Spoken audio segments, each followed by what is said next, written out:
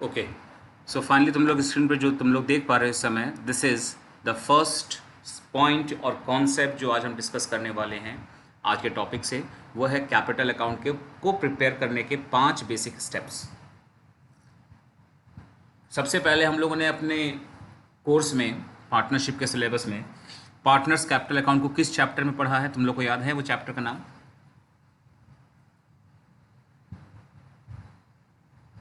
Sir, fundamentals of partnership. बिल्कुल, fundamental of partnership yes sir. Chapter पढ़ा था। उसी कहीं ना कहीं चैप्टर में हम लोगों ने पार्टनर्स कैपिटल अकाउंट का परफॉर्मेंस सीखा और बेसिक एंट्री करना सीखा। लेकिन लेटर ऑन हमने नेक्स्ट चैप्टर यानी कि change in profit sharing ratio, उसमें भी उस पार्टनर्स कैपिटल को बनाया था along with the revaluation account and balance sheet, और उसमें भी मैंने कुछ 5 स्टेप्स ही तुम लोग को बताए थे। तो ये कोई ना सोचे कि ये जो 5 स्टेप हमारे सामने हैं ये एग्जैक्टली वही 5 स्टेप्स है जो उसमें हमने पढ़े थे, ऐसा बिल्कुल भी नहीं है। ये 5 स्टेप कुछ और हैं, वो 5 स्टेप कुछ और थे। हाँ, ये जरूरी है कि इनमें से कुछ स्टेप बिल्कुल सेम है, जैसा मैंने यहाँ लिखा भी है कि स्टेप नंबर 1, 2 एंड जो 3, ये 3 स्टेप्स हैं हमारे सामने, ये तीनों सेम है जैसा कि प्रीवियस चैप्टर नहीं change in profit sharing ratio हमने पढ़ा था। एंड रेस्ट 2 स्टेप्स, मतलब अगर टोटल 5 में से 3 ये तीनों सेम टू सेम ही हो गए तो बस 2 ही तो स्टेप नया हो रहा है, यानी कि स्टेप 4 एंड 5। तो ये 2 स्टेप नए हैं और इसके अलावा बाकी वो सब चीज़ हम लोग पढ़ चुके हैं, बस उसको इस चैप्टर से कनेक्ट करना है, that is revaluation account and partners capital account. तो ये है आज का हमारा टॉपिक। आज हम इस चैप्टर का सबसे vital part, score point of view से भी कहें या syllabus content point of view से भी कहें, हर तरीके से ये बहुत ही वाइटल है, बहुत ही इंपॉर्टेंट है, क्योंकि ये हमारे इस चैप्टर से 8 मार्क्स के क्वेश्चन का सबसे बड़ा दावेदार है। हमारे बोर्ड में पार्टनरशिप फर्म से 8 मार्क्स का एक क्वेश्चन आना तय है, 8 into 1 पार्टनरशिप से मैं बोल रहा हूँ, और ऐसे ही कंपनी अकाउंट से भी 8 मार्क्स का एक क्वेश्चन आना तय है। तो कंपनीज अकाउंट तो अभी बात की बात है, पहले तुम पार्टनरशिप की बात कर रहे हैं। तो पार्टनरशिप के चैप्टर्स 1-2 तो है नहीं, बहुत सारे हैं। Change in profit sharing ratio के बाद जो चैप्टर पढ़ रहे हैं हम लोग, ये हमारा एडमिशन ऑफ पार्टनर्स, फिर आने वाले चैप्टर्स में retirement and death of partners, and उसके बाद आएगा डिसोल्यूशन ऑफ फर्म। इस सभी चैप्टर्स में से कोई 2 क्वेश्चन जरूर आएगा 8 मार्क्स का। ये अब तक चल रहा था जो सिलेबस, मैं उसकी बात कर रहा हूँ। अब सीबीएसई अगर आने वाले समय में टर्म 1 के और टर्म 2 के मद्देनज़र उसमें किस तरह के चेंजेस करती हैं, जब तक वो अनाउंस नहीं होता तब तक तो हम लोग यही मान के चलेंगे कि ये हमारे दिमाग में रखना है हमको कि 8 मार्क्स वाले क्वेश्चंस का सबसे बड़ा सोर्स या सबसे बड़ा एरिया यही है। पार्टनरशिप में हर साल आई थिंक कोई ईयर ऐसा नहीं होगा जिस साल बोर्ड एग्जाम में इस चैप्टर का क्वेश्चन 8 नंबर के लिए ना आया हो। सबको ये बात समझ में आई? Yes sir. Yes sir. So 8 number के स्टेप्स में हमें क्या क्या बनाना, जैसे मैंने बताया तुम लोगों को, एक है रिवैल्यूएशन अकाउंट, एक है पार्टनर्स कैपिटल अकाउंट और एक है बैलेंस शीट। इनमें से देखा जाए अगर तो बाय नेम हमने तीनों चीज़ों को अपने प्रीवियस चैप्टर्स में एक साथ क्वेश्चंस में प्रैक्टिस किया है यानी पढ़ा है। तो अब इसमें नया क्या सीखेंगे? तो पहली बात, रिवैल्यूएशन में कुछ भी नया नहीं सीखेंगे। रिवैल्यूएशन 100% वही होगा जो हम लोगों ने पिछले चैप्टर्स में पढ़ा है। पार्टनर्स कैपिटल का जो बदलाव है तुम लोग स्क्रीन पर इस समय सामने है। 5 स्टेप्स में कहाँ कहाँ बदलाव होगा अभी देख लेंगे तुम लोग। और बैलेंस शीट में बता दूं, 2 तरह के बैलेंस शीट हमने बनाने सीखे थे पिछले चैप्टर्स में। एक था कि जिसमें बैलेंस शीट में वैल्यूज़ को चेंज करके दिखाते हैं और एक में बैलेंस शीट की वैल्यू एज इट इज़ लिख देते हैं। मतलब partners want to record the altered value, change करते थे। Partners do not want to record the altered value, तो चेंज नहीं करते थे, सब कुछ कॉमन सेम टू सेम उतार देते थे। तो उनमें से जो सबसे पहला वाला केस था कि जिसमें पार्टनर्स चाहते हैं चेंज को रिकॉर्ड करना, वही है इस चैप्टर का मेन बैलेंस शीट जो हर बार हर क्वेश्चन में बनेगा। तो बैलेंस शीट एकदम पुराना ही हो गया, पार्टनर्स कैपिटल का स्ट्रक्चर बेसिक चीज़ें सब सेम है, बस 2 चीज़ें छोड़ करके, और रिवैल्यूएशन पुराना ही है। तो ले देकर कहा जाए तो ये टॉपिक ब्रांड न्यू जरूर है, लेकिन अगर इसके चीज़ों को हम पढ़ेंगे समझेंगे तो यही कहेंगे कि इसका रेफरेंस तो हूबहू हमारे पिछले चैप्टर के आखिरी टॉपिक से मिलता जुलता है। ठीक है ना? तो इसीलिए कहीं ना कहीं ये टॉपिक बहुत इंपॉर्टेंट है। टफ तो नहीं गिनूंगा मैं इसको, लेकिन साथ साथ ये भी कहूँगा कि ये पिछले चैप्टर से जुड़ता हुआ टॉपिक है, तो हमारे लिए ईजी भी बनता है। देखो अब 5 स्टेप्स को मैं गिना रहा हूँ, ध्यान से जरूर देखेंगे समझेंगे। 2 क्वेश्चन आज डिस्कस करेंगे, उन दोनों क्वेश्चन से स्टेप्स भी क्लियर हो जाएंगे, साथ साथ 8 नंबर का जो क्वेश्चन सॉल्व करने का तरीका है वो भी समझ में आएगा। देखो पहला step, by balance BD. Balance BD का मतलब होता है कि जो न्यू पार्टनर है, सॉरी जो ओल्ड पार्टनर्स हैं क्योंकि पिछले चैप्टर में कोई न्यू या कोई ओल्ड नहीं था, इस चैप्टर में ओल्ड भी हैं कुछ लोग और न्यू भी होगा एक पार्टनर। तो बैलेंस बीडी का मतलब है कि जो लोग ओल्ड पार्टनर्स हैं उन पार्टनर्स के कैपिटल को कैपिटल अकाउंट में लिखना as first step, that is called balance BD. Step number 2 में आते हैं तो transfer of profit and loss on revaluation. जो रिवैल्यूएशन अकाउंट बनता है बिफोर टू क्या नाम है क्या पार्टनर्स कैपिटल, तो पार्टनर्स कैपिटल से पहले जो हमारा बनता है रिवैल्यूएशन अकाउंट, उस रिवैल्यूएशन का जो प्रॉफिट एंड लॉस कैलकुलेट होता है और शेयर होता है, उस चीज़ को भी रिवैल्यूएशन अकाउंट में ट्रांसफर करना, ये भी स्टेप पार्टनर्स कैपिटल में ट्रांसफर करना। तीसरा स्टेप ये भी पिछले चैप्टर से बिल्कुल सिमिलर है कि डिस्ट्रीब्यूशन ऑफ डिस्ट्रीब्यूटेबल आइटम। अब डिस्ट्रीब्यूटेबल आइटम्स के लिस्ट तुम लोग को लास्ट चैप्टर में मैंने प्रोवाइड किए थे, वही सब रिपीटेड है। उनमें से था हमारा general reserve, profit and loss का credit balance, profit and loss का debit balance, then contingency reserve, workman compensation reserve जिसमें कुछ कंडीशंस थे, इन्वेस्टमेंट फ्लक्चुएशन फंड अगेन उसमें कुछ कंडीशंस थे, और एडवर्टीजमेंट सस्पेंस या एक्सपेंडिचर। ये कुछ लिस्ट था हमारा डिस्ट्रीब्यूटेबल आइटम्स का, और यहाँ तक के सेम टू सेम स्टेप्स रहेंगे जो पिछले चैप्टर से मिलते जुलते हैं। दो जो नए स्टेप इस चैप्टर में जुड़ जाएंगे पिछले चैप्टर के मुकाबले, वो ये रहे सामने। स्टेप नंबर 4 में है बाय कैश या फिर बाय बैंक। अब तुम लोग पहले अभी ही समझ लो कि बाय कैश लिखना है कि बाय बैंक, ये कैसे समझेंगे। तो ये बहुत मुश्किल इश्यू नहीं है, बट इतना जरूर ध्यान रखना है। जैसे देखो मैं एक क्वेश्चन के रेफरेंस में दिखा देता हूँ। ये क्वेश्चन हमारे सामने है। इस क्वेश्चन के बैलेंस शीट में तुम लोग को क्या दिख रहा है, कैश बैलेंस दिख रहा है कि bank balance?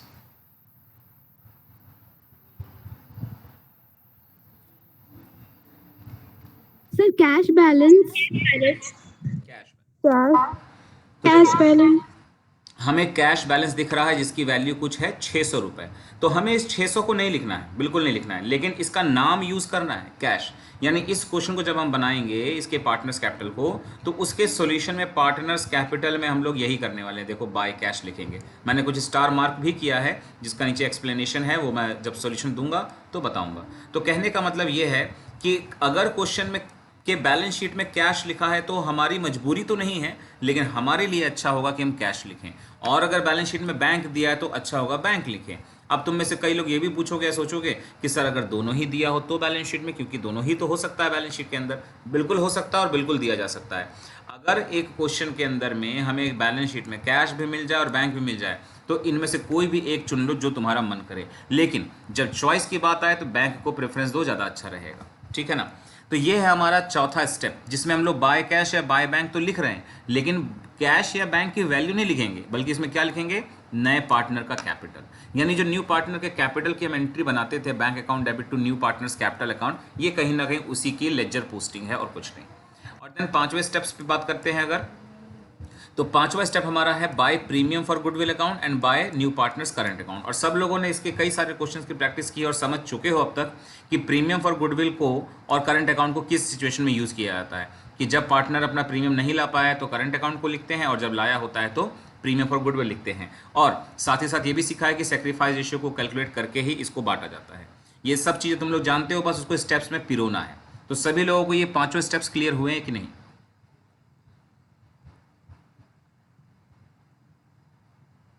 Yes, sir. Yes, sir. Yes, sir. Yes, sir.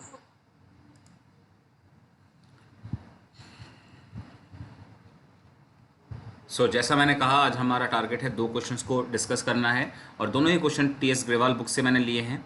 और जिसमें से पहला क्वेश्चन सामने है 57 नंबर क्वेश्चन, बहुत बड़ा क्वेश्चन नहीं है जैसा तुम लोग देख पा रहे हो।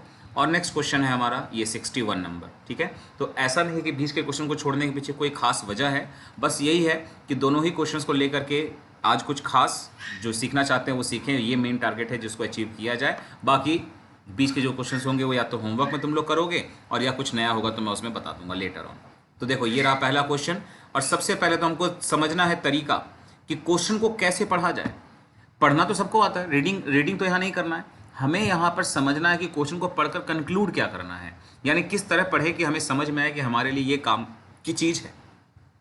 तो देखो सबसे पहले तो क्वेश्चन को पढ़कर इतना करना है कि पता लगाना है पार्टनर्स कौन हैं ओल्ड और उनका रेशियो क्या है। तो जैसे लिखा है कि following is the balance sheet of A and B and who are sharing profits in 2:1। बस इतना चीज़ दिमाग में रखना है या तो अंडरलाइन कर लेना है। और उसके बाद जो बैलेंस शीट तुम लोग को दिख रहा है, ये पूरा बैलेंस शीट, अभी इसको नहीं रीड करना है। और अगर रीड करना भी है तो सिर्फ एक मकसद से, और वो मकसद ये है कि लाइबिलिटी साइड और एसेट साइड दोनों को अच्छे से देखो और पहचानो कि इस पूरे बैलेंस शीट के अंदर डिस्ट्रीब्यूटेबल आइटम्स हैं कि नहीं, और अगर हैं तो वो कौन कौन से हैं। तो जरा तुम लोग भी देखो और बताओ पूरे बैलेंस शीट में डिस्ट्रीब्यूटेबल आइटम्स हैं कि नहीं है।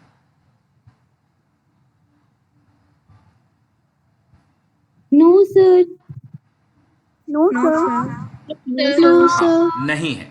अच्छा एक बात और बताओ, चैप्टर्स जब बढ़ता जाता है, कोर्सेज बढ़ते जाते हैं, तो बच्चों को एक आदत बन जाती है कि डिस्ट्रीब्यूटेबल आइटम्स मिलेगा तो लाइबिलिटी से मिलेगा, क्योंकि आम तौर पर जो डिस्ट्रीब्यूटेबल मिलता है वो लाइबिलिटी से मिलता है, एसेट्स में कम मिलता है। लेकिन ये कोई रूल नहीं है, डिस्ट्रीब्यूटेबल आइटम दोनों जगह मिल सकते हैं, क्योंकि हम जानते हैं कि लिस्ट में मैक्सिमम चीज़ें लाइबिलिटी साइड की होती हैं, इसीलिए आमतौर पर यहीं से मिल जाता है। लेकिन इसका ये मतलब तो नहीं है कि यहाँ से नहीं मिल सकता। एसेट साइड में 3 चीज़ें मिल सकती हैं, एक है एडवर्टीजमेंट एक्सपेंस, एक है प्रॉफिट एंड लॉस का डेबिट बैलेंस, और एक है गुडविल अकाउंट जो परचेज गुडविल के कैटेगरी में आता है। तो उनमें से कोई भी अगर चीज़ है तीनों में से, तो सबसे पहला काम यही होगा कि तुम लोग बैलेंस शीट में इसको पहचान कर टिक लगा लो उस पर। जैसे मान लो कि यहाँ मैं कह दूँ रिजर्व है, तो रिजर्व पे एक टिक लगा दिया, ताकि हम उसको स्टेप्स में कंसिडर करेंगे। तो बैलेंस शीट में और क्या क्या अभी पढ़कर टाइम वेस्ट बिल्कुल नहीं करो। मैंने यही कहा था, पढ़ना तो सबको आता है, दैट इज रीडिंग, वो रीडिंग हमें नहीं करनी है, हमें क्वेश्चन को पढ़कर क्या चीज़ें अभी ग्रैप्स करने वो ध्यान रखना है। जैसे नाम पार्टनर्स का, उनका रेशियो, और उसके अलावा बैलेंस शीट में डिस्ट्रीब्यूटेबल आइटम्स। उसके बाद जो ये पॉइंट्स लिखे हैं, इन पॉइंट्स को भी अभी बिल्कुल नहीं पढ़ेंगे। अब हम सिर्फ देखेंगे रिक्वायरमेंट हमारी क्या है। तो रिक्वायरमेंट है पास करनी है नेसेसरी एंट्रीज इस अरेंजमेंट्स का, प्रिपेयर करना profit and loss adjustment account. तो बता दो profit and loss adjustment account is the other name of revaluation account. तो डू नॉट एवर कंफ्यूज कि रिवैल्यूएशन अकाउंट के अलावा ये कौन सा अकाउंट आ गया। तो it is the same as revaluation account, but नाम अलग है। तो 2 नाम है रिवैल्यूएशन अकाउंट में, कुल मिलाकर ये समझना है। Partners capital account and balance sheet. तो रिक्वायरमेंट में 4 चीज़ें हैं, एंट्रीज हैं, रिवैल्यूएशन अकाउंट है, पार्टनर्स कैपिटल और बैलेंस शीट है। तो बस सीधे सीधे हम यही करेंगे। अब क्वेश्चन को इतना ही पढ़कर एक रफ आइडिया लगा लेंगे, बल्कि और थोड़ा सा पढ़ेंगे तो मैं ये भी कहूँगा एडजस्टमेंट को फटाफट पढ़कर देख लो कि किसका किसका नाम लिखा है। जैसे कि पहले पॉइंट में सी के बारे में लिखा है कि वो कितना कैपिटल देगा, कितना गुडविल देगा, बस इतना ही जानो। कितना रुपया है उसको अभी दिमाग में मत रखो। जैसे दूसरे पॉइंट को पढ़ते हैं तो वहाँ पे दिख रहा है स्टॉक के बारे में कुछ कहा है, प्लांट मशीन के बारे में कुछ कहा है। तीसरे पॉइंट में हमने पढ़कर देखा कि प्रोविजन फॉर डाउटफुल डेट्स के बारे में कुछ कहा है, और चौथे में बिल्डिंग्स के बारे में कुछ कहा है।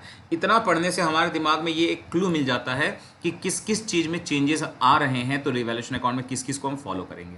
ठीक है, इतना समझने के ही बाद सभी लोग क्वेश्चन का सोल्यूशन स्टार्ट करेंगे। तो here it is the solution, ये रहा सामने स्क्रीन पर। सभी को रिवैल्यूएशन अकाउंट दिखाई दे रहा है?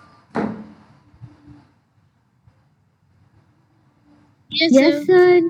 Yes, sir. Yes, sir. Okay, तो रिवैल्यूएशन अकाउंट जैसे हमने सीखा था, पढ़ा था कि रिवैल्यूएशन अकाउंट में 2 तरह के रूल्स में से कोई भी एक रूल लगा सकते हो। पहला तो ये कि एसेट्स और लायबिलिटीज़ के वजह से, चेंज के वजह से प्रॉफिट हो रहा है तो कहाँ दिखाना होता है हम लोगों को? इधर। प्रॉफिट या गेन को इधर, और लॉसेस होते हैं तो इधर दिखाना होता है। या तो इस रूल को फॉलो कर लो, और या फिर ये फॉलो कर लो कि अगर इंक्रीज होता है किस में? लायबिलिटीज़ में, तो वो इधर आएगा। डिक्रीज होता है अगर एसेट्स में, तो भी वो इधर ही आएगा। और इसका vice versa, that is increase in assets, वो इधर आएगा, और डिक्रीज इन लायबिलिटीज, वो भी क्रेडिट साइड आएगा। या तो ऐसे याद कर लो। तो 2 में से कोई भी एक रूल याद रख करके हम इसको बनाते हैं। और जैसा तुम लोग देख रहे हो कि रिवैल्यूएशन अकाउंट में स्टॉक का नाम है, मशीन का नाम है, प्रोविजन का नाम है और बिल्डिंग का, ये वही चारों नाम है जो हमने अभी थोड़ी देर पहले रफली पढ़े थे, जो रिवैल्यूएशन में आ रहे हैं। तो कोई बात नहीं, अब हम फाइनली जब रिवैल्यूएशन अकाउंट को ड्रॉ करेंगे, तो ड्रॉ करने के बाद इसमें जो कुछ भी लिखेंगे वो स्ट्रेट अवे क्वेश्चन को देख कर करेंगे। और ध्यान रखना है, इस बैलेंस शीट में जितने भी एसेट्स लायबिलिटीज़ का नाम है, इनको नहीं देखना है। जरूरत पड़ेगी तो देखेंगे, लेकिन डायरेक्टली यहाँ से नहीं देखना है। हमें लेना है एडजस्टमेंट्स, ये सारे। इन एडजस्टमेंट्स को पढ़ेंगे और उनसे समझेंगे कि किसको हमें टच करना है। जैसे देखो, पहले पॉइंट पर अब फिर से आ रहे हैं। पहला पॉइंट ये बताया गया कि कैपिटल और गुडविल कितना है न्यू पार्टनर का, तो ये अभी हमारे रिवैल्यूएशन का मैटर नहीं है, छोड़ दो इसको, अभी के लिए छोड़ दो। दूसरा पॉइंट है कि value of stock and plant machine. तो अब हमें स्टॉक और प्लांट मशीनरी को यहाँ से समझना है, उसको यूज़ करना है। क्या करना है लेकिन इनके बारे में कि वर टू बी रिड्यूस्ड बाय 5%, मतलब प्लांट एंड मशीनरी को भी और स्टॉक, इन दोनों को ही 5-5% से रिड्यूस करना है। तो बस अब रूल पे आ जाते हैं। अगर किसी भी एसेट्स को रिड्यूस करते हैं तो इसको क्या मानते हैं? प्रॉफिट की लॉस? बोलो जल्दी से बताओ। Sir, loss. So loss. Loss. तो अगर गेन और लॉस के हिसाब से सोचते हैं तो हमने समझ लिया कि लॉस है, और नहीं तो रूल से लगा दिया कि एसेट्स का डिक्रीज मतलब डेबिट साइड आता है। नाउ 5% किसका निकालना है, तो प्लांट की इस वैल्यू का, और 5% निकालना है हमें नेक्स्ट चीज का, यानी कि स्टॉक के इस 10,000 का। इन दोनों का रेस्पेक्टिव 5% कैलकुलेट करेंगे, जो आएगा वो रिवैल्यूएशन के डेबिट साइड में हमें दिखा देना है। वेट अ मिनट, मैं जरा सा पेन मोड ऑन कर दूं सो दैट कि मुझे लिखना आसान हो सके।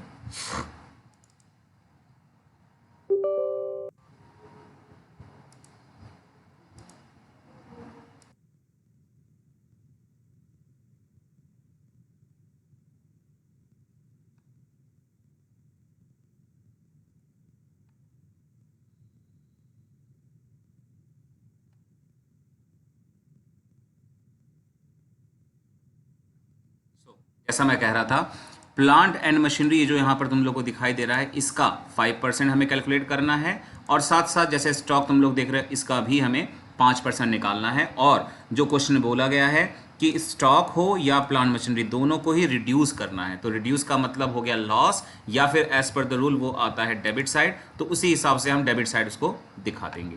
तो अब आते हैं अपने सॉल्यूशन के पार्ट में कि कहाँ कहाँ गया वो चीज़। तो देखो ये रहा स्टॉक का, जो कि स्टॉक की वैल्यू थी 10,000, उसका 5% निकालेंगे तो आएगा 500 रुपये, और प्लांट एंड मशीनरी जितना अमाउंट दिया था उसका निकालेंगे 5% तो आएगा 875।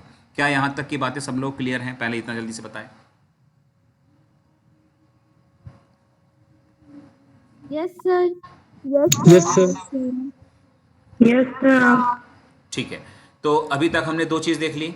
अब अगले पॉइंट में आते हैं, जो कि क्वेश्चन में लिखा था जिस तरह से, उसमें देखते हैं क्या बोला गया नेक्स्ट पॉइंट। तो जैसा ये रहा सामने पॉइंट नंबर सी, कि a provision for doubtful debts was to be created in respect of sundry debtors, जिसकी वैल्यू कैलकुलेट करके दे दी गई है 375। तो मैंने प्रोविजन के बारे में पिछले चैप्टर में भी बताया था, फिर से बता रहा हूं कि बैलेंस शीट के अंदर अगर कोई प्रोविजन मिला तो उसको कहते हैं ओल्ड प्रोविजन। अंदर जो मिला, अंदर तो फिलहाल कोई मिल नहीं रहा है, और बाहर जो हमें प्रोविजन का परसेंटेज या वैल्यू मिलेगी उसको कहते हैं एक न्यू प्रोविजन। तो बाहर का प्रोविजन जो दिया वो न्यू प्रोविजन है, और अंदर वाला प्रोविजन अगर होता तो ओल्ड प्रोविजन। एंड इसके अकॉर्डिंग हम जज करते हैं कि इंक्रीज होगा कि डिक्रीज। और जल्दी बताओ, प्रोविजन को मैंने क्या कहा था, एसेट्स होता है कि लायबिलिटीज होता है? Sir, liabilities. Sir, liabilities liabilities. होता है, बिल्कुल सही। तो अब The इसको लायबिलिटीज के liabilities. रूल में इंप्लीमेंट करने वाले हैं, और उस अकॉर्डिंग इसके ऊपर काम करेंगे। तो देखो हमारे इस पूरे बैलेंस शीट में ना लायबिलिटी साइड कोई प्रोविजन दिख रहा है, ना ही असेट साइड, यानी हमारे क्वेश्चन का जो ओल्ड प्रोविजन है वो एक्चुअली क्या है, जीरो, और जो बाहर का प्रोविजन यानी न्यू प्रोविजन दे रखा है वो है 375। तो अगर हम ओल्ड से न्यू को कंपेयर करते हैं तो हमको ये दिखाई दे रहा है कि उसकी वैल्यू पहले से इंक्रीज हो गई, और प्रोविजन का इंक्रीज मतलब लायबिलिटीज का इंक्रीज, और लायबिलिटीज का इंक्रीज मतलब आता है डेबिट साइड। तो देख सकते हो रिवैल्यूएशन के डेबिट साइड में तुम लोग को दिख रहा है प्रोविजन फॉर डाउटफुल डेट्स, जिसका अमाउंट है 375। Got it?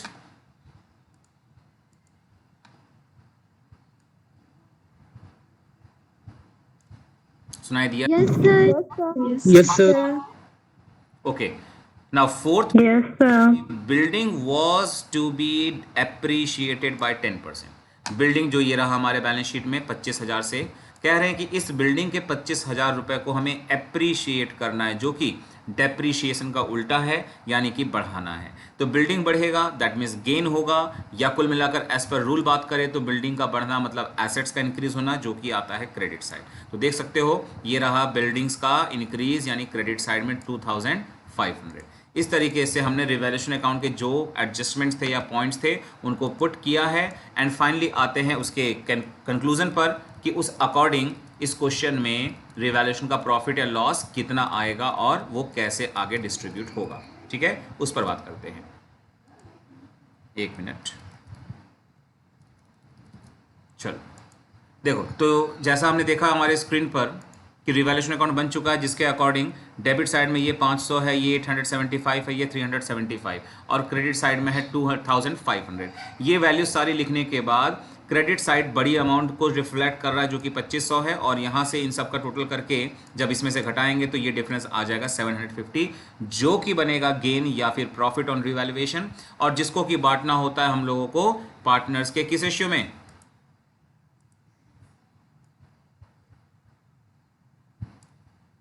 Sir old ratio में sir old ratio.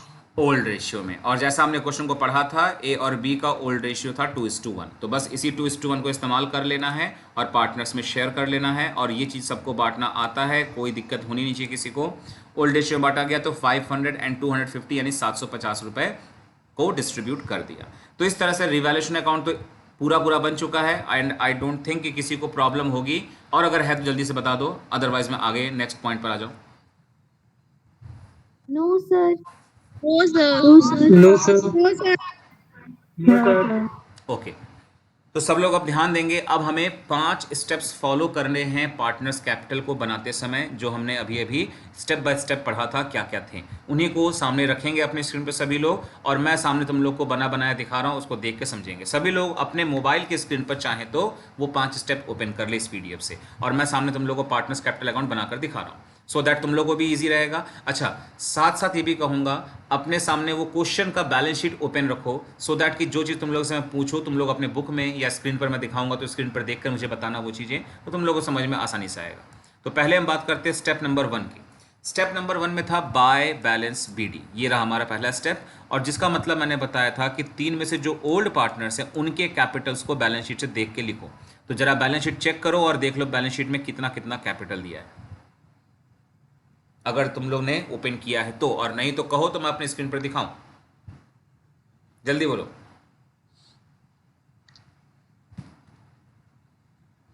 Sir screen पे ही शो कर दीजिए। Okay, yes sir. चलो देखो, तो ये रहा हमारा बैलेंस शीट, ठीक है, और इस बैलेंस शीट के अकॉर्डिंग ये रहा हमारा कैपिटल्स ए का और बी का, ये रहा सामने 15,000 और 10,000, ठीक है ना। तो बस इसी को हमें फॉलो करना है, और इसी को उठाकर फर्स्ट स्टेप के अंडर एज बैलेंस बीडी लिख देना है। ये रहा ए में 15,000 और बी में 10,000, ठीक है। तो इस तरह से हमारा पहला स्टेप पूरा होता है। अब हम आते हैं स्टेप नंबर 2 में, और स्टेप नंबर 2 कहता है कि रिवैल्यूएशन अकाउंट जो हमने बनाया था उसका जो गेन या लॉस आया है उसको ट्रांसफर करो, ठीक है। तो देखो, हमने जो बनाया था revaluation account, sorry revaluation account की बात हो रही थी, ये रहा रिवैल्यूएशन अकाउंट, इससे हमने गेन कैलकुलेट किया था या प्रॉफिट, और इसको बांटने पर हिस्सा आया था 500 का और 250 का। बस वही अमाउंट उठाना है और ये रहा क्रेडिट साइड भेज देना है। लेकिन ध्यान रखना है, अक्सर लोग गलती करते हैं, यहाँ पर by profit on revaluation word लिख देते हैं, ऐसा नहीं है।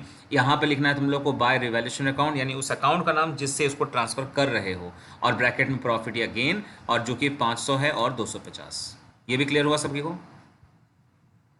Yes sir. Yes sir. Yes sir. Okay, yes sir.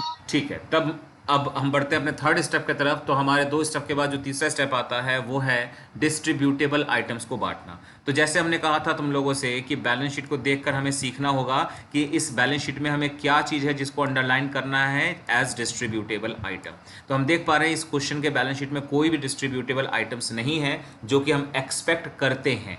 तो इस तरह से जो थर्ड स्टेप था हमारा डिस्ट्रीब्यूटेबल आइटम का, वो तुम लोग देख सकते हो पार्टनर्स कैपिटल में तुम लोगों को नहीं दिखाई देगा, कहीं भी डिस्ट्रीब्यूटेबल आइटम्स नहीं है। तो एक तरह से हमने 3 स्टेप कर लिए, भले वो स्टेप हमको नहीं मिला तो क्या, लेकिन हमने तीनों स्टेप्स को फॉलो कर लिया है। चौथे स्टेप पे आते हैं। तो चौथा स्टेप कहता है कि बाय कैश लिखो या फिर बाय बैंक। अब ये कैश क्यों लिखा हमने, अब नीचे आते हैं इसके रीज़न पर, जो मैंने स्टार मार्क किया हुआ है, देखो ये रहा कि by cash is used since cash in hand is given in the balance sheet. सबको ऑलरेडी मैंने ये दिखाया था कि बैलेंस शीट में सिर्फ कैश इन हैंड लिखा है, इसीलिए हम बाय कैश वर्ड यूज़ कर रहे हैं। ऐसा नहीं कि बैंक यूज़ करेंगे तो गलत हो जाओगे, बस फर्क ये पड़ेगा कि बाद में बैलेंस शीट बनाते समय तुम लोगों को कैश भी लिखना पड़ेगा और बैंक भी लिखना पड़ेगा। तो अगर इन चीज़ों से बचना चाहते हो तो बेहतर है कि जो बैलेंस शीट में नाम तुम लोग को दिखे उसी का टर्म यहाँ भी यूज़ कर लिया करो। तो चौथा स्टेप जो हमारा था उसमें बाय कैश का मतलब क्या था, जरा एक बार उसको भी देखा जाए। तो चौथे स्टेप में बाय कैश का मतलब था कि न्यू पार्टनर का कैपिटल कितना है वो लिख दो। अब हम वापस क्वेश्चन में जाएंगे और देखेंगे न्यू पार्टनर का कैपिटल कितना था। देखो ये रहा हमारा क्वेश्चन, इसके अकॉर्डिंग लिखा था पॉइंट फर्स्ट में कि C was to bring 7500 as his capital. तो हमें समझ में आ गया है कि यहाँ पे उसका कैपिटल की वैल्यू 7500 है। तो ये रहा बाय कैश, और सी के कॉलम में सिर्फ आएगा 7500। और सी के अलावा अगर ए या बी में किसी ने भी एडिशनल कैपिटल लगाया होगा तो वो भी यहाँ पर जरूर आ जाएगा, लेकिन बहुत रेयर क्वेश्चन में ऐसा देखने को मिलता है, इसलिए उम्मीद ना के बराबर है। 4 स्टेप्स हो गए।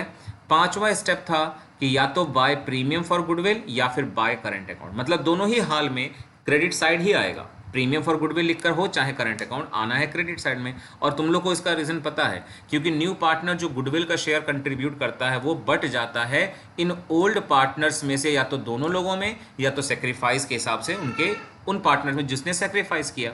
तो इसीलिए पार्टनर्स के लिए कैपिटल इंक्रीज करता है तो क्रेडिट साइड आता है। तो देखो यहाँ लिखा था कि सी ने कैपिटल के अलावा 3000 का गुडविल भी कंट्रीब्यूट किया था 1/4 शेयर के बराबर। तो बस 3000 रुपये उसका गुडविल है जो उसने ब्रॉट किया है, और ब्रॉट किया है दैट मीन्स कि हम उसको करंट अकाउंट तो नहीं दिखाएंगे, प्रीमियम फॉर गुडविल लिखकर दिखाएंगे। और इस क्वेश्चन में रेशियो की बात करते हैं तो ओल्ड रेशियो 2:1 है, और पूरे क्वेश्चन में हमको कोई न्यू रेशियो दिखाई नहीं दिया, ठीक है, या फिर कोई सेक्रीफाइस का डेटा नहीं मिला। तो as per the rule old ratio will become the sacrifice ratio. तो इस हिसाब से 3000 को सेक्रीफाइस रेशियो में बांटेंगे, और ये रहा डिटेल उसका एक sacrifice ratio is equal to old ratio जो कि था 2:1। तो उस हिसाब से बांट देंगे तो 2000 और 1000, यानी कि ये हो गया हमारा स्टेप 1, ये हो गया स्टेप 2, स्टेप 3 था नहीं, 4th step and 5th step. सब लोग को ये सारे स्टेप्स क्लियर हुए कि नहीं?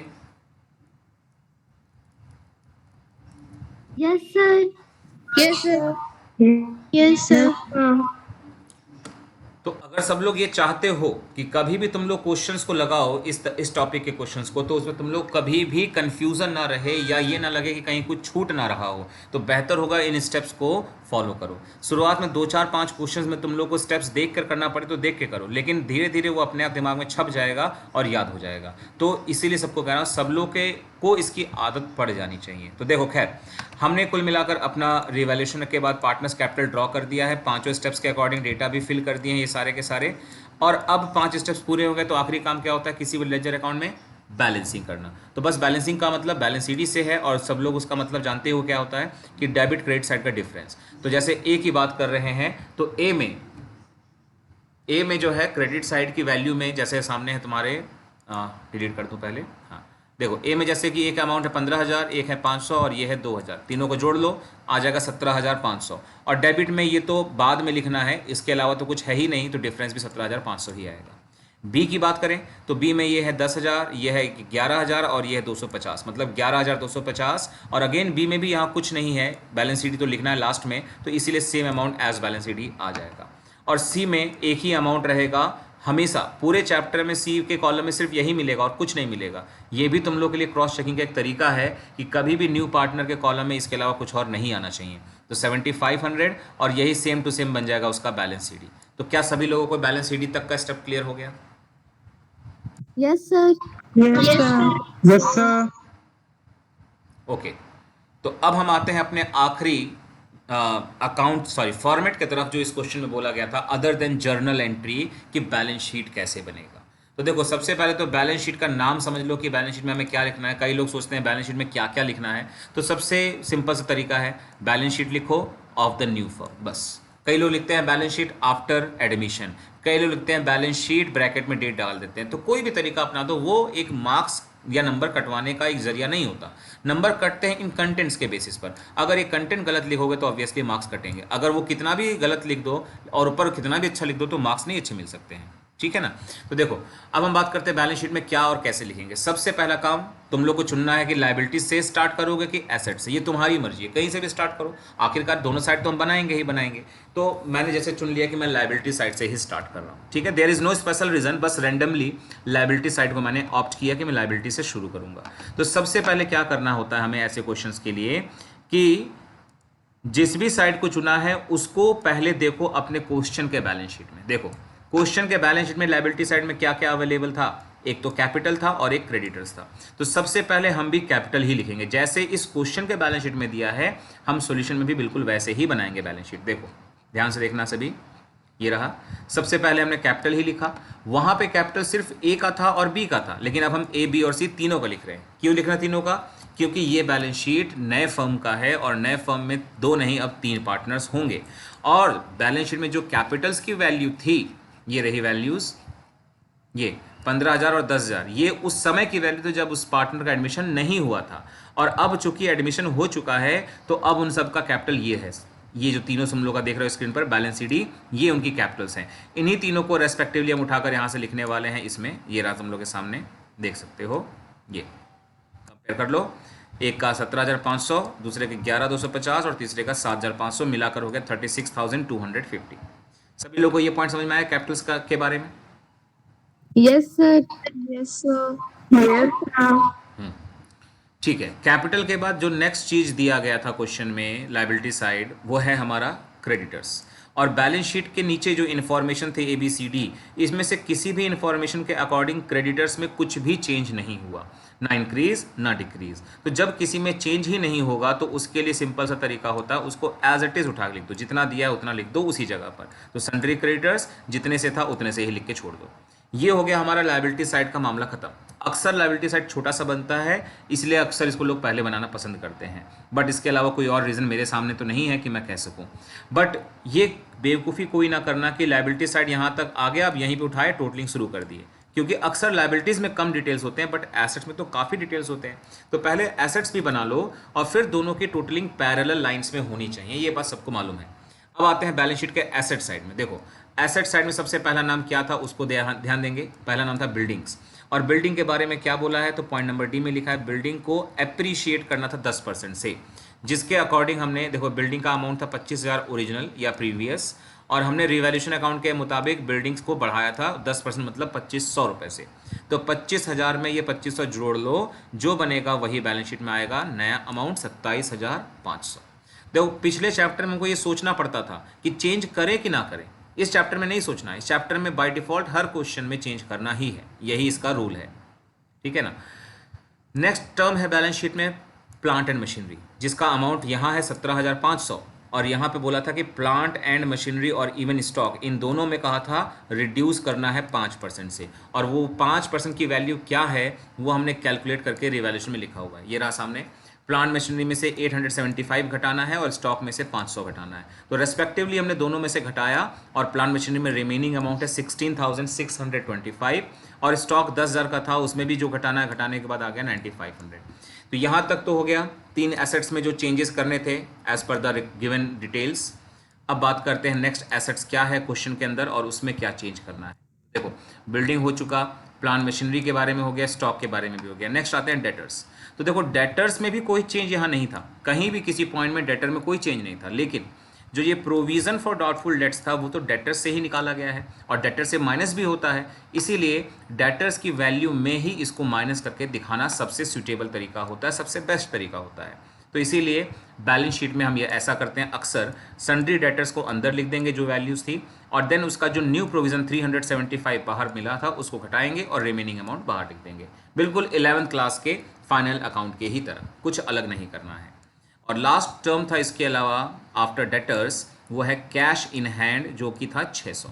लेकिन फिर ध्यान रखना है ये 600 रुपये तब था जब न्यू पार्टनर का एडमिशन नहीं हुआ था, लेकिन न्यू पार्टनर जब आया है तो उसने बिजनेस को कुछ कैश भी तो दिए है ना, तो इस वजह से जो कैश था 600 रुपये वो अब 600 नहीं रह जाएगा, वो बदल जाएगा।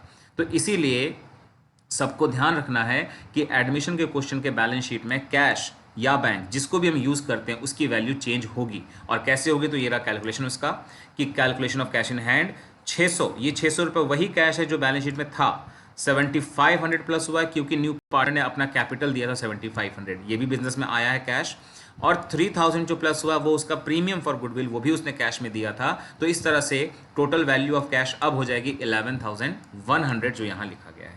हो सकता है तुम लोग मन में एक सवाल आ रहा होगा कि क्या सब कुछ प्लस होता है या कुछ माइनस भी होता है, तो बता दूं आम तौर पर तो सब कुछ प्लस ही होता है, लेकिन हाँ अगर बिजनेस से पैसे विड्रॉ किए जाएंगे तो ऑब्वियस ये बात है कि माइनस भी होगा। तो और विड्रॉन की रही बात, तो विड्रॉन क्वेश्चन में बताया जाता है कि पार्टनर ने विड्रॉ किया है कि नहीं किया, जैसे गुडविल का अमाउंट विड्रॉन किया है ऐसा लिखा हो सकता है, तो उस अकॉर्डिंग माइनस भी होगा।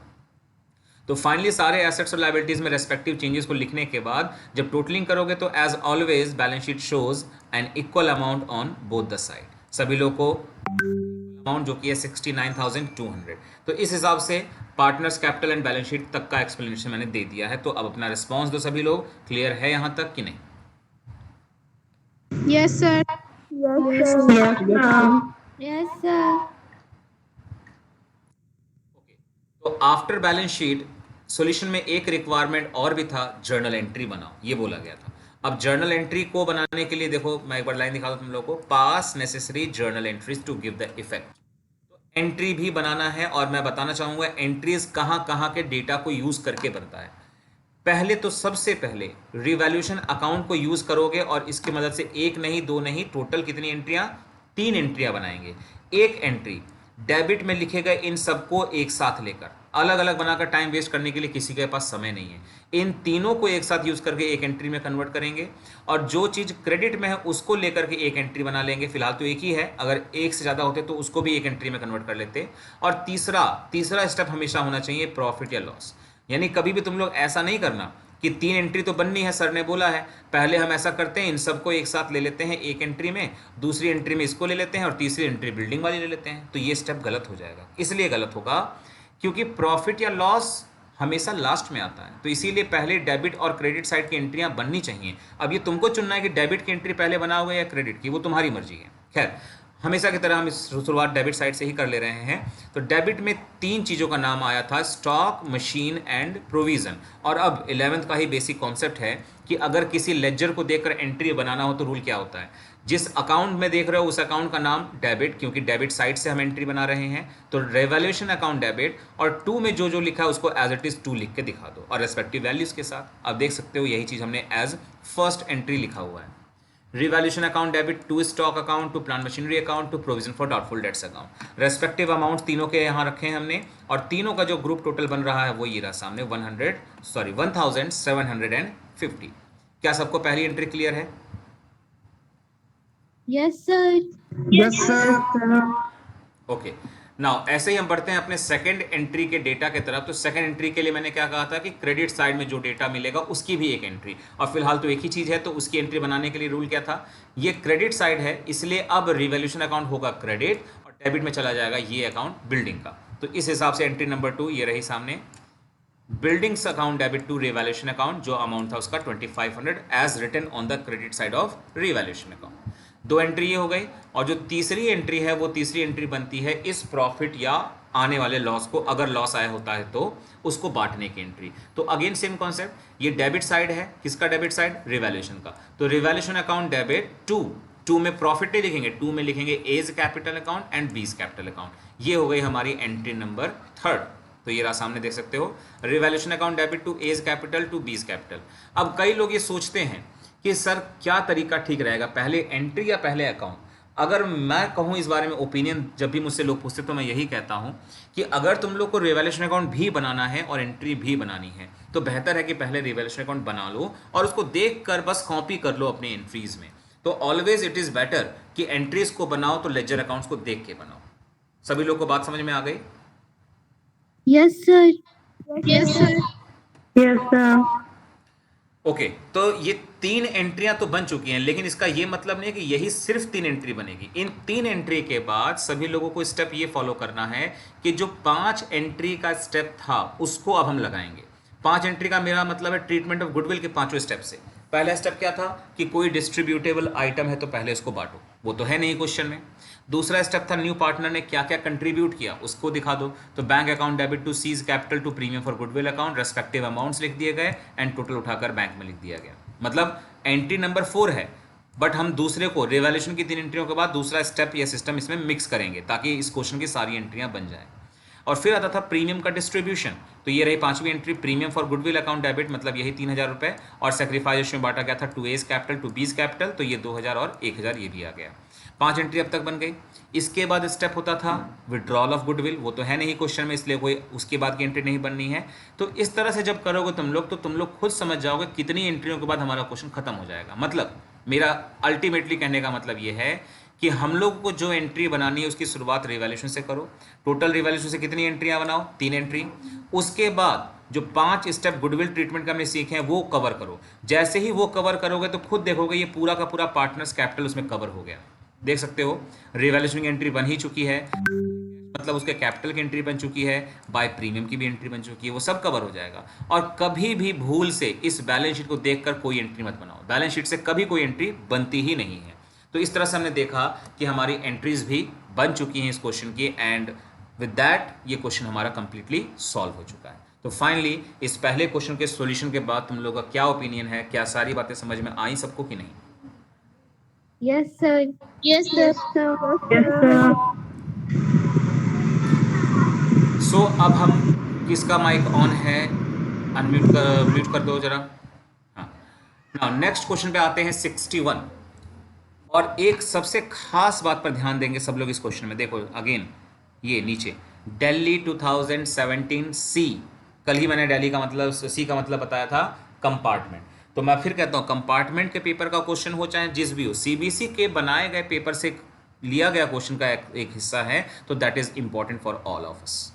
तो एक इंपॉर्टेंट क्वेश्चन है, इसको कोई लाइटली ना ले, है हालांकि बहुत सिंपल सा क्वेश्चन। और बोर्ड के क्वेश्चन का मतलब हमेशा होता है इंपॉर्टेंट लैंग्वेज, ना कि टफ क्वेश्चन। हमेशा लोग गलतियां सोचते हैं कि बोर्ड का पेपर मतलब क्वेश्चन पेपर टफ होगा। नहीं, टफ नहीं होता है। कॉन्सेप्चुअली वो एक बढ़िया पेपर होता है, जिसको कॉन्सेप्ट तैयार है उसके लिए ईजी है, अदरवाइज वो बहुत टफ है। ठीक है, तो अब एक बार हम पहले क्वेश्चन को फिर रीड करते हैं ध्यान से, और उसके अकॉर्डिंग क्या क्या चीज़ें फोकस करनी है, फिर क्वेश्चन के सोल्यूशन पे आते हैं। तो देखो ध्यान से, तो लिखा है balance sheet of Madhu and Vidhi who are sharing profits in the ratio of 2:3।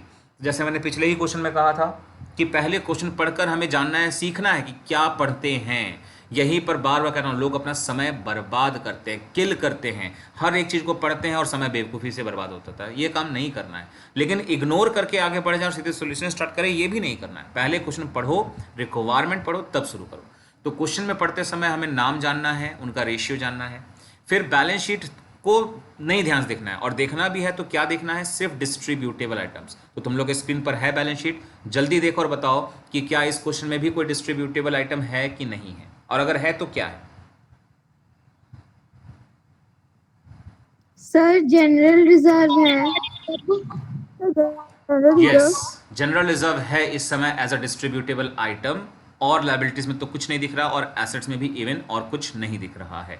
और मैं बार बार कह रहा हूं, जिस किसी के मन में सवाल उठ रहा है कि कैसे पहचानें कि जनरल रिजर्व डिस्ट्रीब्यूटेबल आइटम है, तो सबको याद होना चाहिए, मैंने कुछ लिस्ट दिए थे, मैं एक बार गिना रहा हूं फिर से। जनरल रिजर्व, फिर उसके बाद contingency reserve, profit and loss debit balance, profit and loss credit balance. Profit and loss और क्रेडिट बैलेंस यहाँ मिलता है, प्रॉफिट एंड लॉस का डेबिट बैलेंस एसेट साइड मिलता है। वर्कमैन कंपनसेशन रिजर्व, जिसमें कुछ कंडीशंस थे। इन्वेस्टमेंट फ्लक्चुएशन फंड, उसमें भी कुछ कंडीशन था। और उसके अलावा क्या बच गया, गुडविल, जो हमारे एसेट साइड यहाँ पे मिलेगा, गुडविल अपीयर के नाम से वो। तो ये सब चीज़ें हैं जो हमारे डिस्ट्रीब्यूटेबल के लिस्ट में आते हैं। अगर वो नाम तुमको याद हैं तो रिकॉग्नाइज करने में देरी या फिर दिक्कत नहीं होगी, नहीं याद है तो ऑब्वियसली प्रॉब्लम होगी। तो बस रिकॉग्नाइज करके बैलेंस शीट को छोड़ दो, अब उसमें कुछ मत देखो। बस अब कुछ डिटेल्स को देख लो, समझ लो थोड़ा सा, कि मधु और विधि ने डिसाइड किया कि गायत्री जो कि न्यू पार्टनर बनाया जाएगा, और जिसके की बाद न्यू रेशियो बता दिया तीनों का 2:3:5। और जैसे ही तुम लोगों ने न्यू रेशियो देखा, तुम लोगों के दिमाग में तुरंत ये स्ट्राइक करना चाहिए कि अब हमारे इस क्वेश्चन का सेक्रीफाइस रेशियो निकालने का फॉर्मूला क्या बन जाएगा, old ratio minus new ratio. ठीक है ना, ये फॉर्मूला लगा करके हम लोग इस क्वेश्चन का सेक्रीफाइस रेशियो निकालेंगे। एक तो ये बात समझ में आ गया। देन बोला है गायत्री ने ब्रॉच किया है 4 लाख का capital and her share of goodwill premium in cash. तो गायत्री के कंट्रीब्यूशन के बारे में दे दिया, उसको हम बहुत बारीकी से अभी नहीं देखेंगे। पॉइंट फर्स्ट में गुडविल के बारे में बोला है, जिससे हम लोग उसका प्रीमियम पता लगा सकेंगे। पॉइंट बी के बारे में लैंड एंड बिल्डिंग्स के बारे में कुछ बताया। पॉइंट सी को पढ़कर समझ में आता है प्रोविजन के बारे में कुछ बताया, और पॉइंट डी से समझ में आता है कि क्लेम बताया गया वर्कमैन कंपनसेशन का। यहाँ पे जो वर्कमैन कंपनसेशन रिजर्व मिलता है ये उसी से रिलेटेड है, लेकिन फिलहाल की बात यह है कि हमारे क्वेश्चन में कोई वर्कमैन रिजर्व है नहीं, बट बाहर क्लेम जरूर दिया है। इसके ट्रीटमेंट कैसे होगा वो तो हम समझ ही लेंगे अभी। खैर, ये सारे कुछ पॉइंट्स हैं। और रिक्वायरमेंट की बात करें तो वह है प्रिपेयर करो revaluation account, partners capital account और बैलेंस शीट। तो इस तरह से इस क्वेश्चन में कोई भी एंट्री नहीं मांगी गई है, बस मेन रिक्वायरमेंट यही सब कुछ है। तो ओवरऑल कोई मुझे फटाफट बताएगा कि रिवैल्यूएशन अकाउंट के कितने एडजस्टमेंट है टोटल, 1 है कि 2 है कि 3 है कि 4 है कि 5 है कि 6 है, कितने एडजस्टमेंट है इस क्वेश्चन में।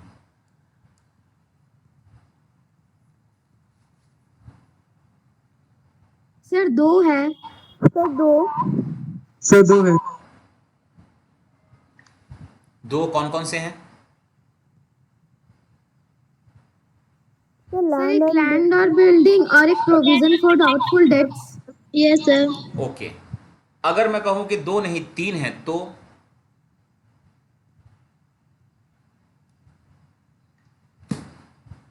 कोई ऐड करना चाहेगा कि वो तीसरा कौन सा हो सकता है? सर वो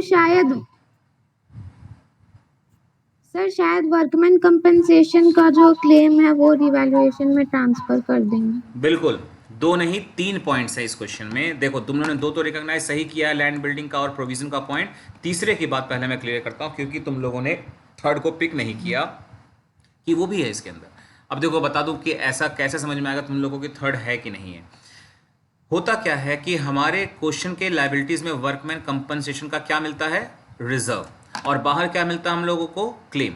तो हमने ये सीखा था कि अगर वर्कमैन रिजर्व और क्लेम दोनों हैं तो पहले हम कंपेयर करते हैं कि अंदर रिजर्व कितना है वर्कमैन का और क्लेम कितना है, और क्लेम के बाद जितना वर्कमैन रिजर्व बच जाता है उसको बांट देते हैं। ये हमने रूल सीखा था। और साथ साथ ये भी सीखा था कि अगर वर्कमैन रिजर्व की वैल्यू जितनी भी अंदर है और क्लेम उससे ज़्यादा है तो जो एक्स्ट्रा क्लेम होता है वो रिवैल्यूएशन के डेबिट में आता है। ये तुम लोगों ने सीखा था अपने पिछले ही चैप्टर्स में। जैसे एग्जांपल ले रहा हूँ, मान लो वर्कमैन रिजर्व का जो बैलेंस हो बैलेंस शीट के अंदर वो है 10,000। थोड़ी देर के लिए ऐसा मान लो कि बैलेंस शीट में वर्कमैन रिजर्व था 10,000 से और बाहर क्लेम बताया गया 6,000 का।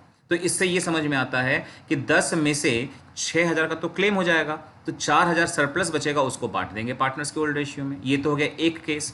और अब दूसरा केस ये मान के चलो कि हमारे क्वेश्चन में वर्कमैन रिजर्व 10,000 नहीं है, मान लो कि वर्कमैन रिजर्व है सिर्फ 5,000। ये हमारे वर्कमैन रिजर्व का बैलेंस है हमारे बैलेंस शीट के अंदर। तो 5,000 के रिजर्व में से अब बाहर बता रहे क्लेम है 6,000, यानी क्लेम तो 1,000 से ज़्यादा हो गया है। तो जितना एक्सीड कर रहा है क्लेम यानी 1,000, वो 1,000 रुपये हमारे रिवैल्यूएशन के डेबिट में जरूर आएगा। ये सब तुम लोगों ने पढ़ा था कि नहीं, याद आया कुछ कि नहीं? Yes, sir. Yes, sir. Yes, sir. और जब भी बोलता हूँ भूल जाया करो तो तुम लोगों के लिए डिजिटली मैंने बनाकर यूट्यूब पे चैनल्स में वीडियो डाले हुए हैं। वर्कमैन रिजर्व का सेपरेट एक वीडियो बना हुआ है, इन्वेस्टमेंट फ्लक्चुएशन फंड का भी सेपरेट वीडियो है। जब भूला करो 10-15 मिनट का या आधा घंटे का ज़्यादा से ज़्यादा वीडियो होगा, जाओ देखो और उसको रिकैप्चुलाइज कर लिया करो। इससे अच्छा तुम लोग को प्लेटफॉर्म कहाँ मिल पाएगा। लेकिन पता नहीं तुम लोग कितने सीरियस रहते हो अपने पढ़ाई को लेकर, मुझे नहीं मालूम। खैर, तो उन सब बातों से याद करते हैं तो ये बात समझ में आती है कि अगर क्लेम की वैल्यू बढ़ने लगे रिजर्व से तो ऐसे केस में वो क्लेम चला जाता है रिवैल्यूएशन के डेबिट में। अब बताओ इस क्वेश्चन में वर्कमैन कंपनसेशन रिजर्व कितना है?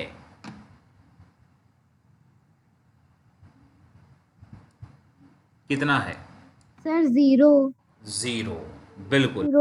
हमारे क्वेश्चन के हिसाब से Sir, वर्कमैन कंपनसेशन रिजर्व 0 है, लेकिन क्लेम है 6,000। तो इसका मतलब क्लेम एक्सीड कर गया ना हमारे रिजर्व के मुकाबले। एक्चुअली रिजर्व तो था ही नहीं, फिर भी कहें तो क्लेम बढ़ गया ना, तो उसी क्लेम के लॉस को दिखाएंगे रिवैल्यूएशन के डेबिट साइड में। इस तरह से टोटल पॉइंट नंबर बी, सी और डी, ये तीनों ही पॉइंट रिवैल्यूएशन में आएंगे। अभी भी सबको क्लियर हुआ कि नहीं?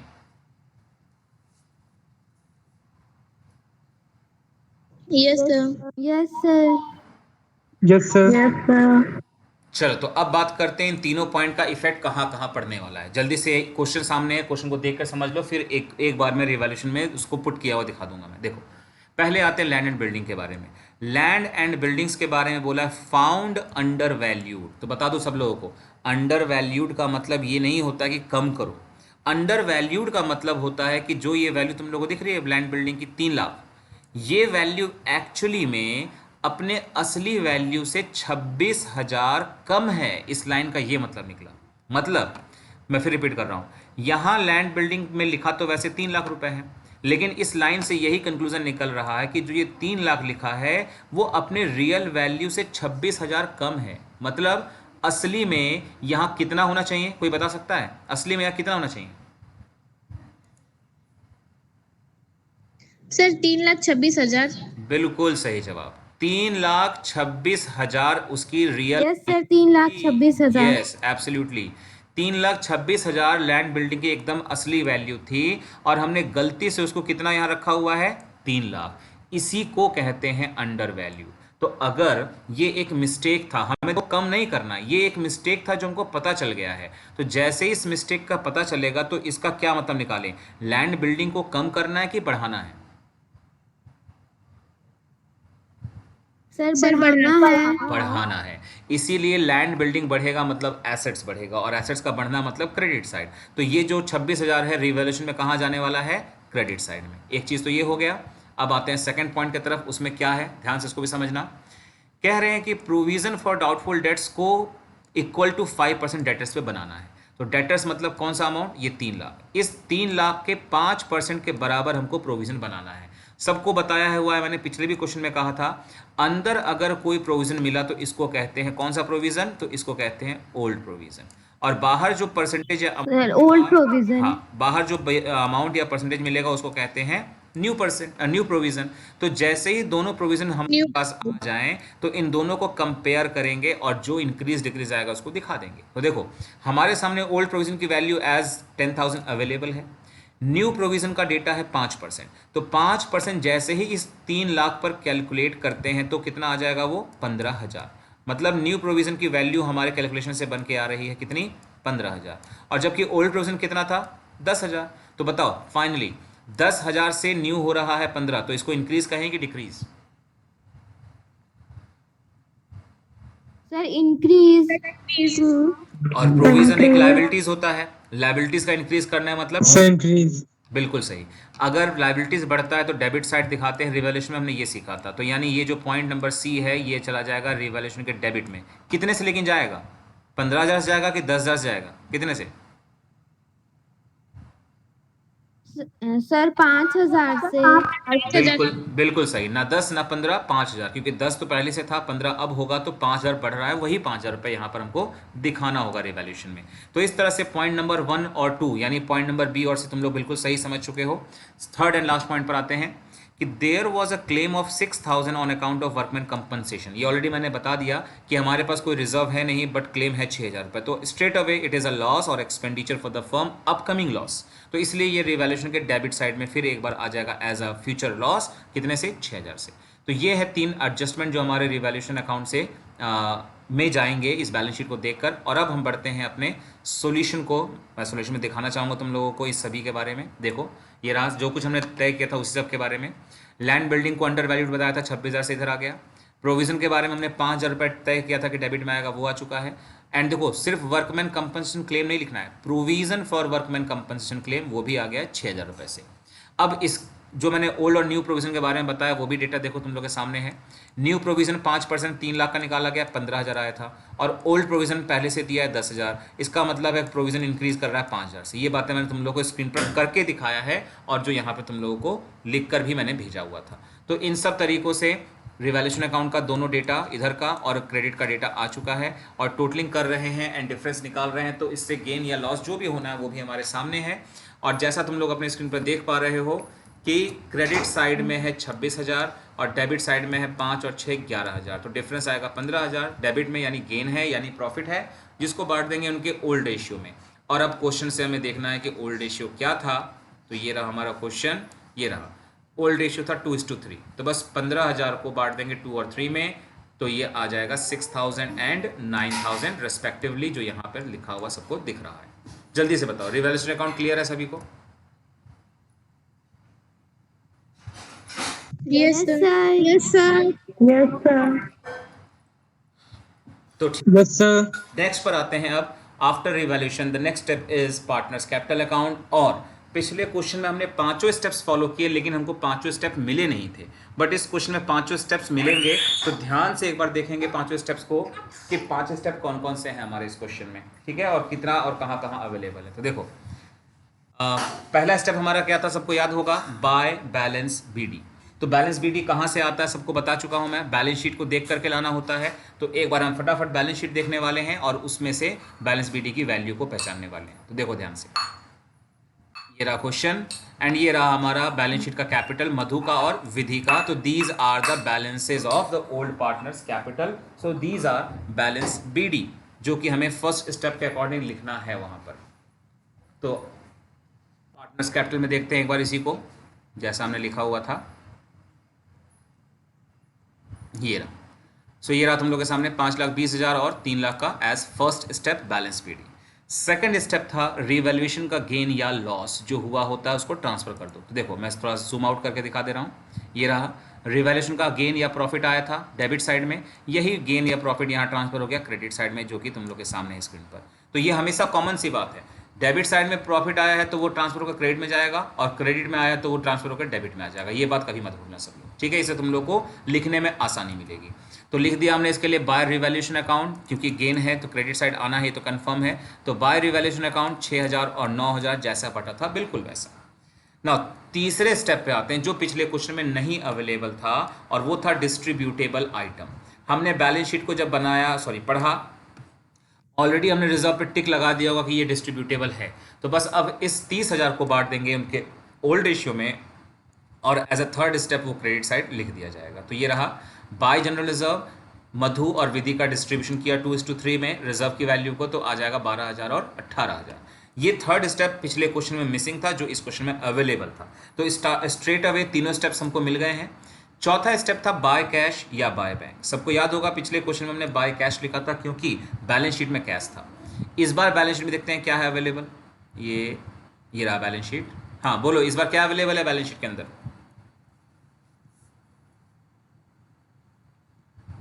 Sir bank. Sir bank.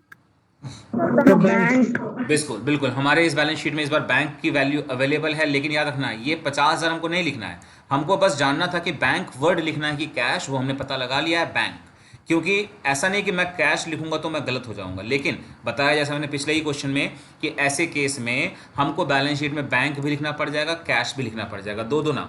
तो उससे अच्छा यही है कि एक ही नाम रहने देते हैं, बैंक। इसलिए मैं भी लिख रहा हूं बाय बैंक, जिसका मतलब होता है स्टेप नंबर 4 के अकॉर्डिंग न्यू पार्टनर, यानी जैसे कि नाम है इस समय गायत्री, तो गायत्री का कैपिटल कितना है वो लिखना है। तो अगेन हम क्वेश्चन में जाते हैं, देखते हैं कि न्यू पार्टनर का कैपिटल क्या था। तो देखो, अभी तक हमने इस लाइन को पढ़ा तो था लेकिन बारीकी से नहीं पढ़ा था, अब हम बारीकी से पढ़ेंगे। तो लिखा है गायत्री ने ब्रॉच किया है 4 लाख रुपीस का अपना कैपिटल। बस इतना ही इसमें जानना था, और वापस छोड़ दो उस लाइन को और चले अपने सॉल्यूशन की तरफ। देखो बाय बैंक, गायत्री का कैपिटल 4 लाख, बस इतना ही करना था उस लाइन से। अभी तो इतना ही करना है, अब अगले स्टेप में देखेंगे क्या करना है। पांचवा स्टेप होता है बाय प्रीमियम या तो बाय करंट अकाउंट। अब ये पहले जरूर पता लगा लो कि प्रीमियम अकाउंट की करंट अकाउंट। तो ये अगेन हम इस लाइन वापस आ जाएंगे। देखो लिखा था कि गायत्री ने ब्रॉच किया कैपिटल, ओके ये तो हो गया, and her goodwill share premium का कैश में, यानी कैश में उसने प्रीमियम भी दिया है, तो हम बाय प्रीमियम लिख सकते हैं।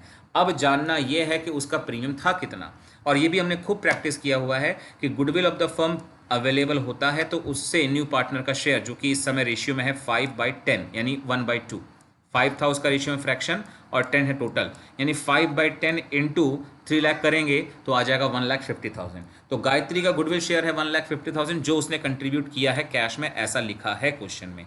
तो बस अकॉर्डिंगली स्टेप नंबर 5 पे हमने लिख दिया बाय प्रीमियम, और जो सब जानते हो कि ये बढ़ता है हमेशा ओल्ड पार्टनर्स के सेक्रीफाइस रेशियो में, तो बिना सेक्रीफाइस रेशियो हम किसी में लिख नहीं सकते। तो ये रहा, देख सकते हो तुम लोग, गायत्री का शेयर ऑफ गुडविल 3 लाख का 5/10 यानी 1.5 लाख, और sacrifice ratio as per the formula old ratio minus new ratio. Old ratio था इनका 2:3 और न्यू रेशियो जैसा दिया था वो भी था 2:3:5, मतलब एक डिजिट 2, दूसरा डिजिट 3 और तीसरा digit 5।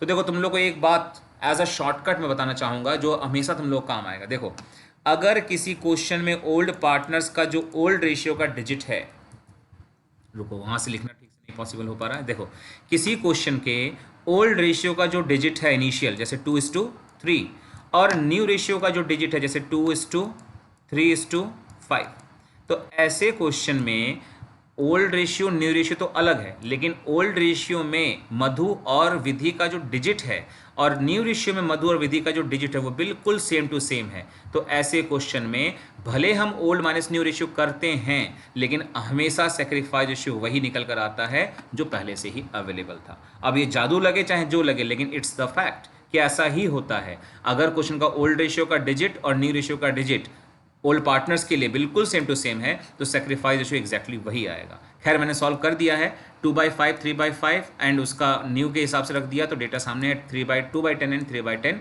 So the sacrifice ratio is 2:3। और जैसा जानते हो कि इसी सेक्रीफाइस रेशियो को यूज़ करके हम लोग को डिस्ट्रीब्यूट करना था प्रीमियम का अमाउंट। तो ये रहा उसके सामने data.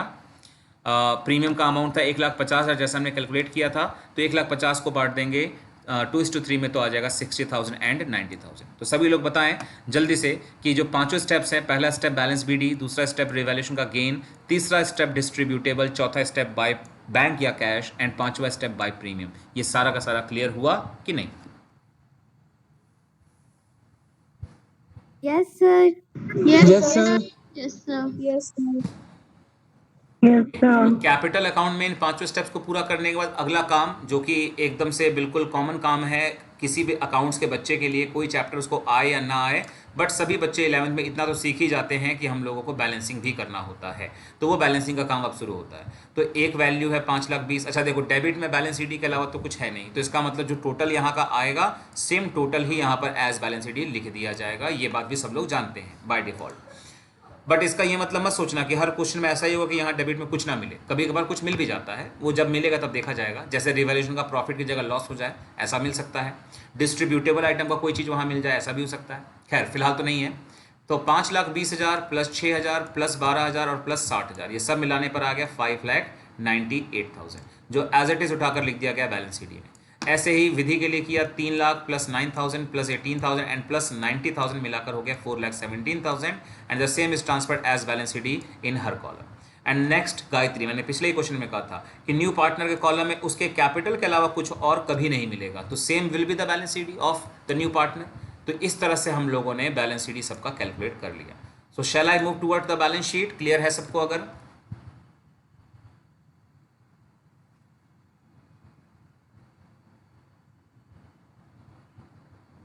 Yes, sir.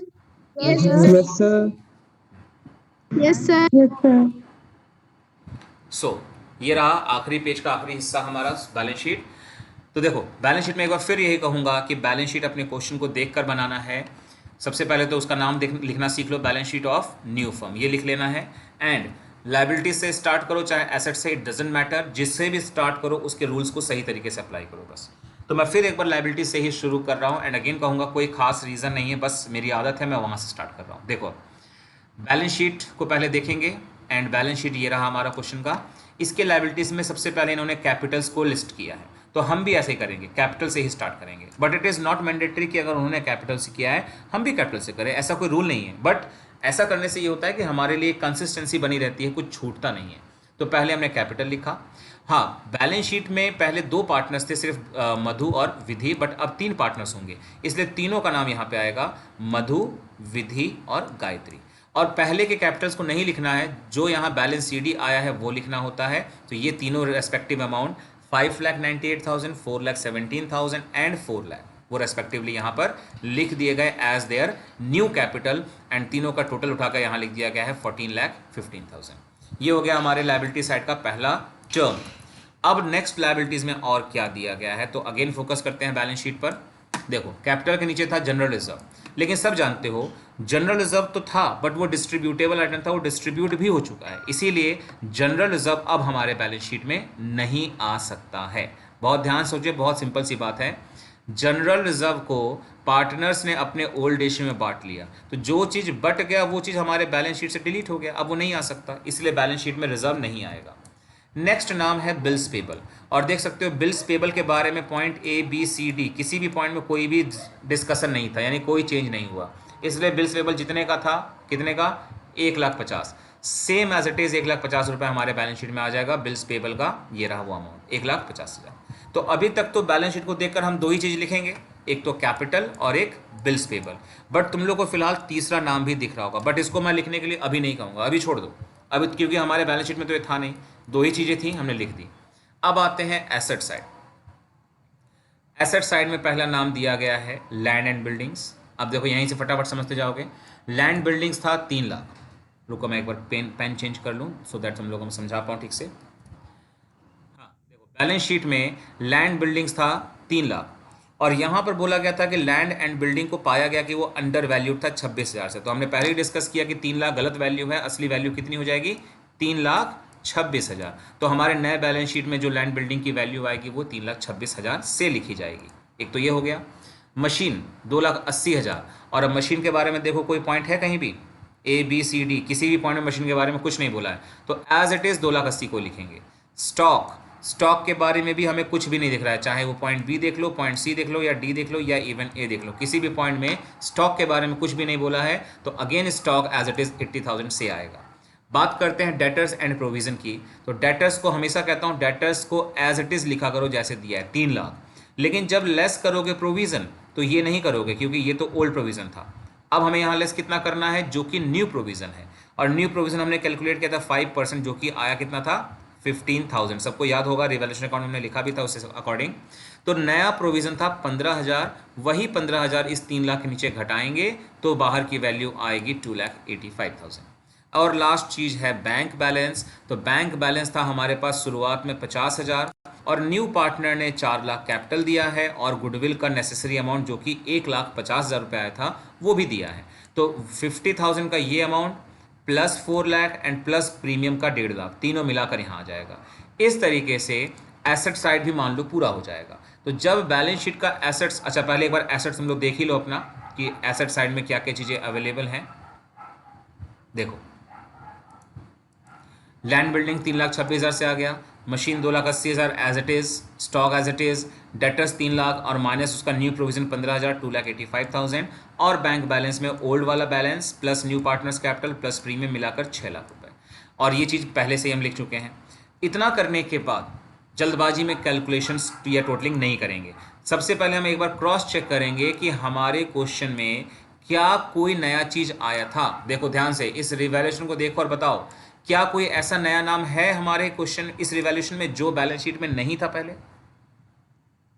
Yes, sir. Provision for workman compensation claim. हाँ, provision for workman compensation claim हमारे बैलेंस शीट में नहीं था और ये एक नया नाम आया है और जो नया नाम आएगा वो बैलेंस शीट में जरूर लिखा जाएगा। और इसका सिंपल सा रूल है, अगर कोई नया नाम इधर आया है डेबिट साइड में तो यहाँ पे जस्ट नीचे क्या होता है लायबिलिटी साइड, तो लायबिलिटीज में लिख दो। अगर कोई नया नाम इधर मिलेगा क्रेडिट साइड में तो इधर क्या कौन साइड होता है बैलेंस शीट का, एसेट साइड, तो एसेट्स में लिख देना उसको उठाकर। तो इस सिस्टम को फॉलो करोगे तो ईजिली समझ जाओगे कहाँ लिखना है। और नहीं तो रूल पे आ जाओ कि provision for workman compensation claim एक लायबिलिटीज होता है, तो बस लायबिलिटीज है तो लायबिलिटीज में इसको आना चाहिए, तो लायबिलिटीज में लिख दिया गया। और अब जैसा जानते हो कि टोटलिंग करना है और टोटलिंग शुड बी इक्वल, तो वो सामने है तुम लोगों के। सर हाँ बोलो। सर अगर बैलेंस शीट में वर्कमैन कंपनसेशन रिजर्व रहता और एडजस्टमेंट में क्लेम रहता तब भी हम लोग सिर्फ क्लेम ही, हाँ लिखते तब भी हैं। हम लोग provision for workman compensation claim लिखकर क्लेम की ही वैल्यू लिखते हैं। जैसे मैंने कहा था एग्जांपल में कि 15,000 का हमारे पास रिजर्व था, मान लो थोड़ी देर के लिए, 15 में से हमने कहा 6,000 का क्लेम है तो 6,000 यहाँ पर आएगा और रेस्ट 9,000 तो पार्टनर से बढ़ चुका होगा। यानी किसी भी हाल में बैलेंस शीट के लायबिलिटीज में क्या आएगा, क्लेम ही आएगा सिर्फ। क्लियर है? Yes sir. Yes, sir.